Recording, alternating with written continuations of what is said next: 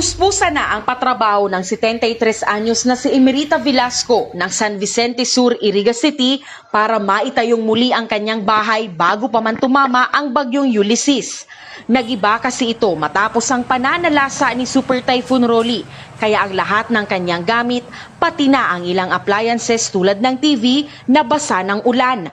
Ipinangutang niya muna ang patrabaho rito, pero nangangamba siya dahil hindi pa man tapos ang ipinapagawang bahay, may banta na naman ang masamang panahon sa probinsya. Mabuti nga di, umalis kami, pero kung hindi, sabi ko baka inilibing na kami. Tulog na naman sa ibang bahay. Problema nga ako yun, mga gamit namin, lahat yan.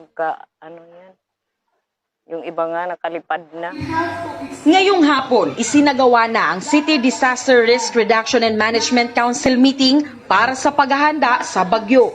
Agad na ipatutupad ang preemptive evacuation ayon kay Mayor Madel. Yung kinatatakutan ko, ang mud flow, ang landslide, dakulo ng vulnerable areas. So sabi ko, mapuuna kaming ma-preemptive tonight. Pinag-prepare ta kung ano ang mga plans, strategies, ano ang gigibuhon kang BFP, PNP. So it has to be synchronized. So yaon po kita dyan, permi na mag-assist sa inda po na kung sain tinatawan lang po nin kasiguruhan na ligtas po ang tao kang syudad kan Iriga. Inihahanda na rin ang relief goods para sa mga lilikas mula sa mga delikadong barangay. It would be difficult on our part if we will give all constituents and all households every time there's typhoon.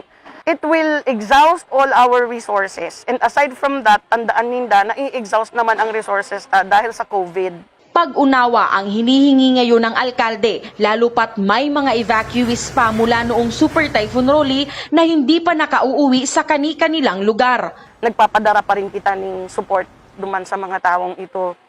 So, regarding with their houses, as of now, the ikakayanon kang city, but the DSWD came over and nag-assess sinda kang mga sira.